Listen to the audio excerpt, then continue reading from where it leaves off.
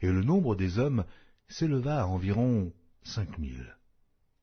Le lendemain, les chefs du peuple, les anciens et les scribes, s'assemblèrent à Jérusalem, avec Anne, le souverain sacrificateur, Caïphe, Jean, Alexandre, et tous ceux qui étaient de la race des principaux sacrificateurs.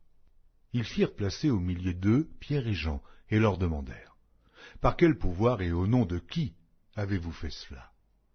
Alors Pierre, rempli du Saint-Esprit, leur dit : « Chefs du peuple et anciens d'Israël, puisque nous sommes interrogés aujourd'hui sur un bienfait accordé à un homme malade, afin que nous disions comment il a été guéri, sachez-le tous, et que tout le peuple d'Israël le sache. C'est par le nom de Jésus-Christ de Nazareth que vous avez crucifié, et que Dieu a ressuscité des morts. C'est par lui que cet homme se présente en pleine santé devant vous. Jésus est la pierre rejetée par vous qui bâtissez, et qui est devenue la principale de l'angle. Il n'y a de salut en aucun autre, car il n'y a sous le ciel aucun autre nom qui ait été donné parmi les hommes, par lequel nous devions être sauvés. » Lorsqu'ils virent l'assurance de Pierre et de Jean, ils furent étonnés, sachant que c'étaient des hommes du peuple sans instruction, et ils les reconnurent pour avoir été avec Jésus.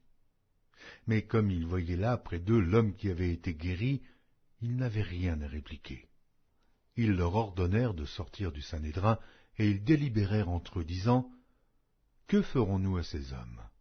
Car il est manifeste pour tous les habitants de Jérusalem qu'un miracle signalé a été accompli parmi eux.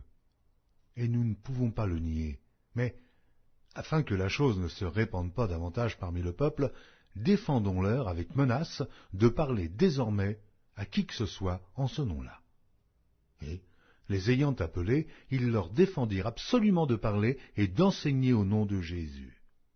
Pierre et Jean leur répondirent : « Jugez s'il est juste devant Dieu de vous obéir plutôt qu'à Dieu, car nous ne pouvons pas ne pas parler de ce que nous avons vu et entendu. » Ils leur firent de nouvelles menaces et les relâchèrent, ne sachant comment les punir, à cause du peuple, parce que tous glorifiaient Dieu de ce qui était arrivé, car l'homme qui avait été l'objet de cette guérison miraculeuse était âgé de plus de 40 ans. Après avoir été relâchés, ils allèrent vers les leurs et racontèrent tout ce que les principaux sacrificateurs et les anciens leur avaient dit.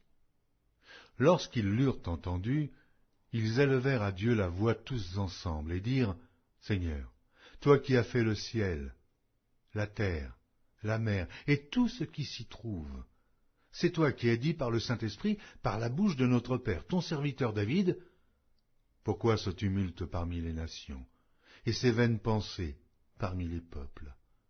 Les rois de la terre se sont soulevés, et les princes se sont ligués contre le Seigneur et contre son oint.